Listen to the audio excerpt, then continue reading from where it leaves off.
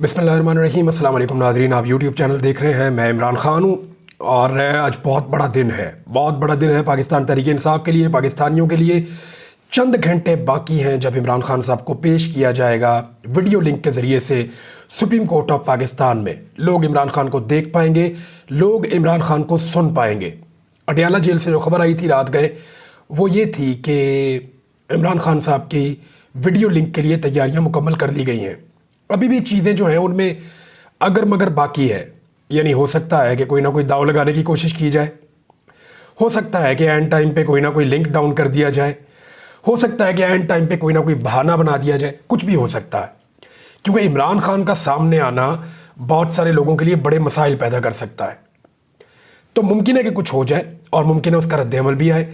जैसा कि मैंने आपको कहा कि मुमकिन है कि फिर अदालत ये कहे कि इमरान खान को पेश कर दें, ले आए, या फिर हम पेशी दोबारा करते हैं, कल के लिए तैयारी कर लें, कल इमरान खान को वीडियो लिंक पे लेकर आए। तो इमरान खान तो सामने आएंगे। ऐसा तो हो नहीं सकता कि मज़ीद छुपाया जा सके, मज़ीद उनकी आवाज़ को और उनके चेहरे को लोगों से दूर रखा जा सके।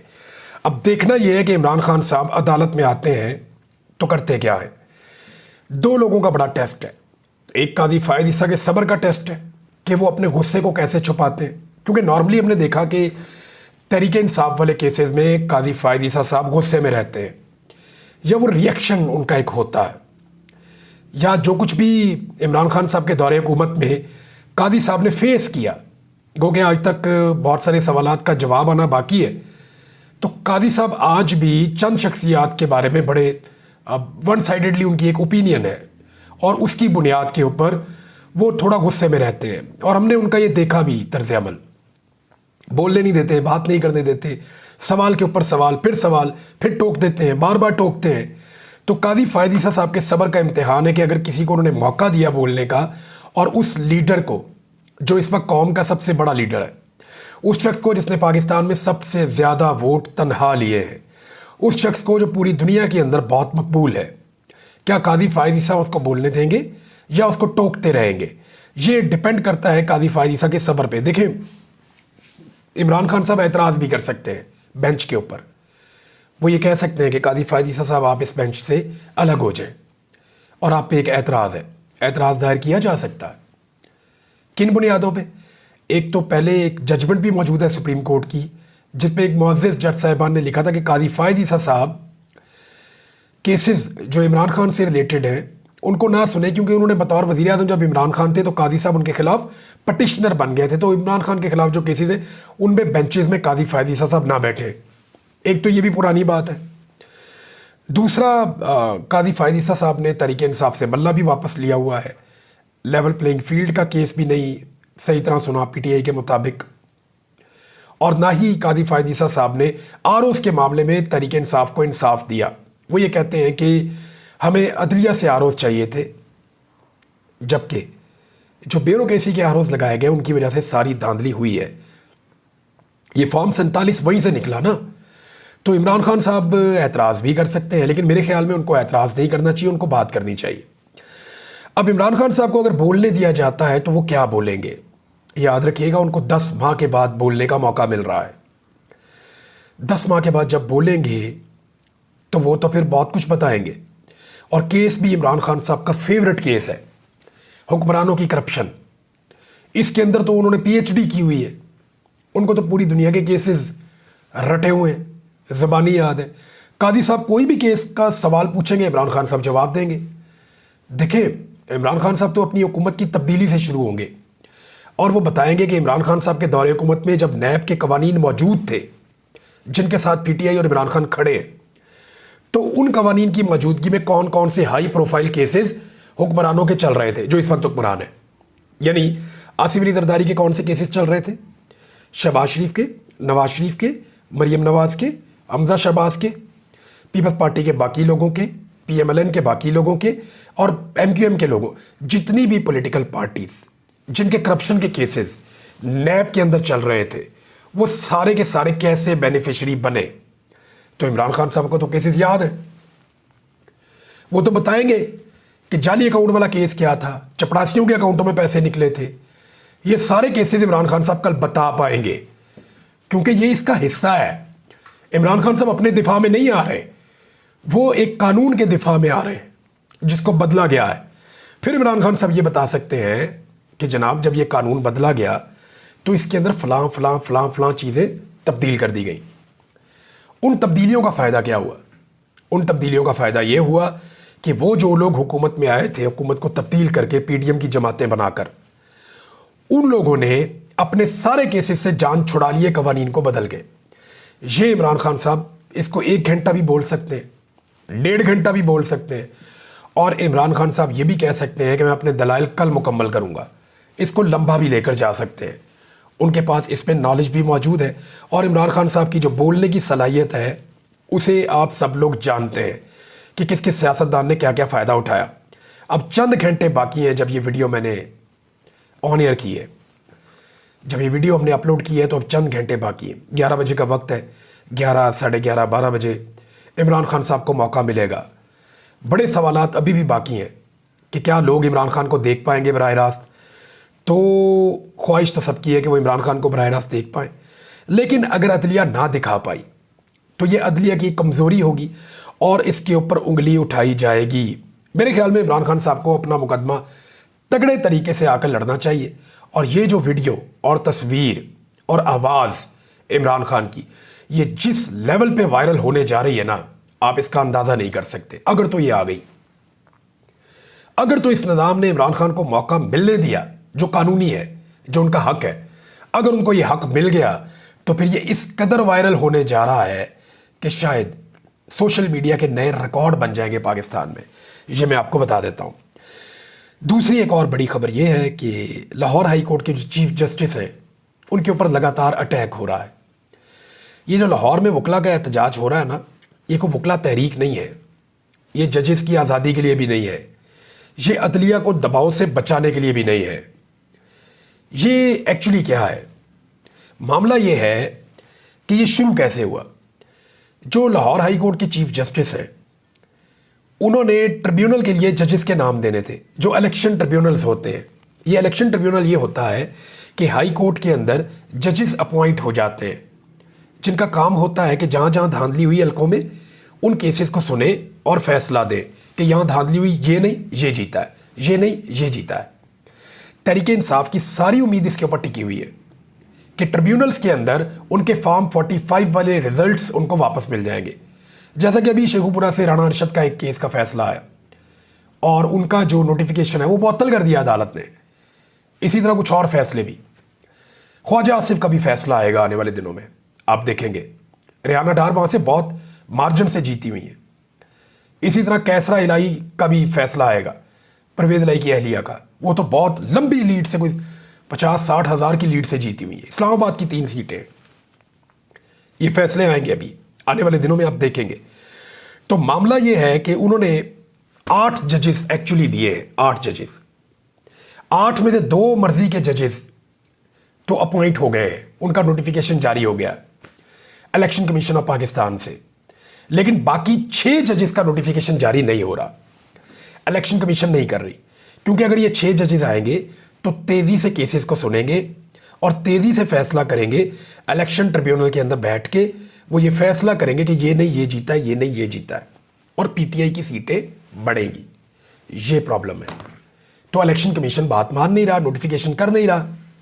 दूसरी जानिब लाहौर हाई कोर्ट के चीफ जस्टिस ने 5 जजेस का, 5 ऐसे जजेस जो गैर जानिबदार हैं, ईमानदार हैं, अच्छी शोहरत के हामिल हैं, 5 जजेस का नाम दिया कि इन्हें जो स्पेशल कोर्ट्स हैं दहशतगर्दी की, उनमें लगा दिया जाए। वहाँ जगह मौजूद है ना, तो वहाँ पे जजेस लगेंगे। तो 5 जजेस का नाम दिया, लेकिन मुस्लिम लीग नून की पंजाब हुकूमत कहती है जो जजेस का नाम हम देंगे, हम बताएंगे किसको जज लगाना है।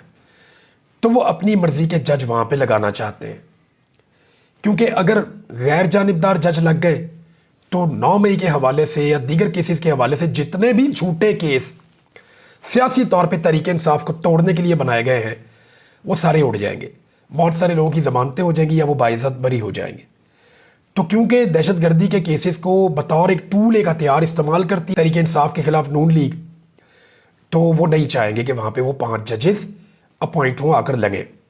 तो हुकूमत पंजाब जो है वो 5 जजेस भी नहीं लगा रही, हालांकि नाम दे दिए हैं chief justice Lahore high court ने। अब chief justice Lahore high court को कंप्रोमाइज़ होने का कहा जा रहा है, वो नहीं हो रहे, तो अब उनके ऊपर ये एक कंपेन लॉन्च कर दी है मुस्लिम लीग नून के वकला के विंग ने। अब ये है वो सारा मामला, इसको कोई अब वकला तहरीक वो उस तरह की नहीं है। ये एक और अहम मामला जो इमरान खान साहब का 12 सफ़ात का फ़ैसला आ गया, और जो एक और बड़ा केस उन पर बनाया गया था अल-कादर यूनिवर्सिटी का ट्रस्ट का, उसमें इमरान खान साहब की ज़मानत हो गई है। उसमें से भी कुछ नहीं निकला, वो भी केस बढ़ गया है प्रैक्टिकली। अब आज फजलुर रहमान साहब ने बहुत बड़ा स्टेटमेंट दे दिया। एक तो उन्होंने कहा कि इमरान खान साहब को यहूदी एजेंट कहना मेरा एक सियासी बयान था। अब आप अंदाज़ा करें ये कितना ख़तरनाक सियासी बयान था। आप किसी को पाकिस्तान जैसे मुल्क में यहूदियों का एजेंट कहते हैं तो आप उसकी जान को ख़तरे में डाल देते हैं।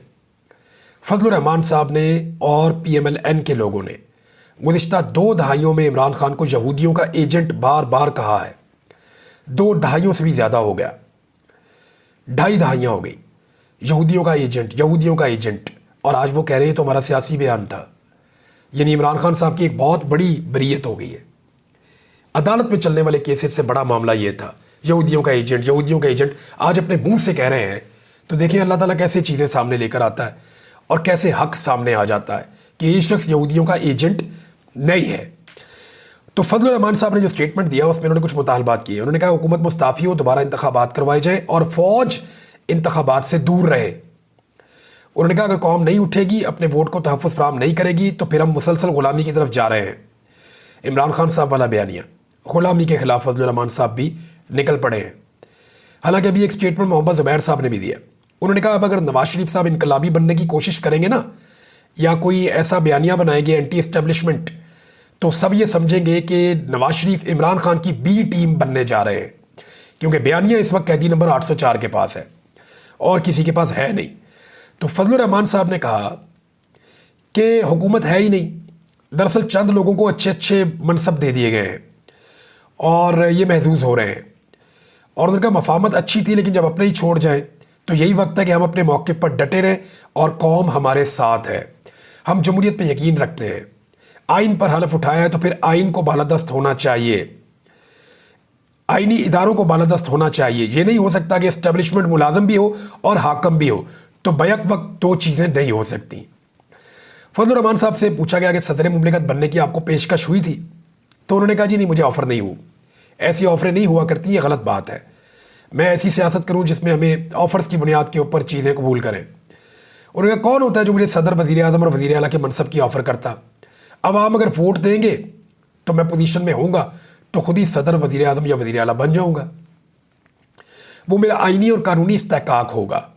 5 सीटों के साथ मैं कहूँ कि सदर बन जाऊंगा तो ये मेरी सियासत नहीं होगी।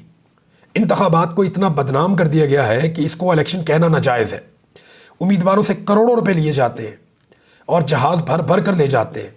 असम्बलियाँ बिक रही हैं, उम्मीदवार दरबदर हैं, तो ये इंतखाबात तो नहीं हुए। हमारा मौक़िफ़ वाज़ेह है, मामलात को उसी जगह पहुँचाएँगे कि मसाइल ठीक हो जाएँ। फिर उन्होंने कहा कि श्रीनगर को लेने की हम बात कर रहे थे, मुजफ्फराबाद हमारे हाथ से निकले जा रहा है, ये हमारी सियासत है। फिर चीन के बारे में उन्होंने बात की कि किस तरह चीन के साथ मामलात ख़राब हो रहे हैं। फिर उन्होंने कहा कि चीन डायरेक्ट अफ़गानिस्तान के साथ ताल्लुकात बना के वहाँ से तिजारत करेगा और अफ़गानिस्तान उनको रास्ता देगा और वो चाबहार की बंदरगाह को इस्तेमाल करेंगे जो इस वक्त इंडिया के ज़ेरे इंतज़ाम आ चुकी है। तो पाकिस्तान को तो पत्ता ही कट जाएगा इस सिचुएशन में जो फजलुर रहमान साहब पिक्चर खींच रहे हैं। इस पर नाज़रीन मैं एक और वीलॉग करूँगा, मैं आपको बताऊँगा एक्चुअली वो नया मैप मुजफ्फरा कौन सा है जिसको चाइना जिस रास्ते को इस्तेमाल कर सकता है और वहाँ से वो ईरान की बंदरगाह तक पहुँच सकता है, और क्या ये उनके लिए फिजिबल है, कितना ख़र्चा उन्हें करना पड़ेगा और पाकिस्तान के साथ उसके फिर असरात क्या होंगे। नाज़रीन तहरीक इंसाफ ने एक बहुत बड़ा पावर शो किया, बहुत बड़ा पावर शो, और मुजफ्फरगढ़ में उन्होंने बहुत बड़ा जलसा किया है। ये तकरीबन अनअनाउंस था, कोई सोशल मीडिया के ऊपर इसकी आवाज़ नहीं थी, मकामी सतह पे भी कोई रोला नहीं पड़ा हुआ था, और अब तरतली मच गई है PMLN के कैंप में जब उन्होंने मुजफ्फरगढ़ का जलसा देखा। पाकिस्तान तहरीक इंसाफ की वहाँ की लोकल क़यादत थी, लेकिन कमाल जलसा किया उन्होंने, और जिस तरह लोगों ने रिस्पॉन्ड किया, लगता है कि वहाँ पे मौजूद इंतज़ामिया की दौड़ें भी लगने वाली हैं और उनके ऊपर सख्ती भी आने वाली है, क्योंकि पंजाब हुकूमत तो सख्ती से पाकिस्तान तहरीक इंसाफ के हर जलसे और जुलूस को रोकने के लिए पूरा जोर लगा रही है। नाज़रीन, तहरीक इंसाफ ने एक और बड़ा फैसला किया है, वो ये कि 9 मई के जो मुकदमात हैं इनमें जो दहशतगर्दी की दफ़ात हैं उनको अब वो चैलेंज करेंगे अदालतों में। दहशतगर्दी की दफ़ात ख़त्म हो जाएंगी तो फिर तो इनको बड़े आराम से बेल मिल जाएगी। और दहशतगर्दी के अंदर 90 रोज़ का रिमांड होता है, वैसे जो आम मुकदमात हैं उनमें 14 रोज़ से ऊपर रिमांड जा नहीं सकता। लिहाजा तहरीक इंसाफ के बेशुमार लोग जो हैं वो छूट कर बाहर आ जाएंगे अगर ये रिलीफ उन्हें अदालतों से मिल जाता है तो। नाज़रीन, एक आखिरी खबर है, थोड़ी सी बुरी खबर है, मैं आपको सुना देता हूँ क्योंकि आज बहुत अच्छी खबरें आपको मैंने दी तो एक बुरी खबर भी है। वो ये है कि हुकूमत ने IMF को फिर वादा कर लिया है और उन्हें यकीन दहानी करवा दी है कि वो आने वाले दिनों में बिजली जो है उसको मज़ीद महंगा करेंगे और गैस को भी महंगा करेंगे। यानी वजारत तवानाई की जानिब से बिजली मज़ीद 7 रुपये फ़ी यूनिट तक महंगी करने की यकीन दहानी करवाई गई है। यानी जो कश्मीर में बिजली सस्ती की गई है ना, उसका 4 गुना बोझ जो है वो बाकी पाकिस्तान के ऊपर शायद अब डाल दिया जाएगा। 7 रुपये फ़ी यूनिट तक इजाफे का इम्कान है और टैरिफ जो है वो बहुत ऊपर चले जाएंगे। तो आम आदमी के लिए, पाकिस्तानियों के लिए ये कोई अच्छी खबर नहीं है। जबकि स्टेट बैंक ऑफ पाकिस्तान ने कहा है कि गैर यकीनी सियासी सूरत हाल मुल्क की मईशत पर मनफी असरात डाल रही है। अब गैर यकीनी तो रहेगी जब तक के मामलात बैठ कर टेबल के ऊपर हल नहीं होते। अब तक के लिए इतना ही। अपना ख्याल रखिएगा, अपने इस चैनल का भी। अल्लाह हाफ़िज़।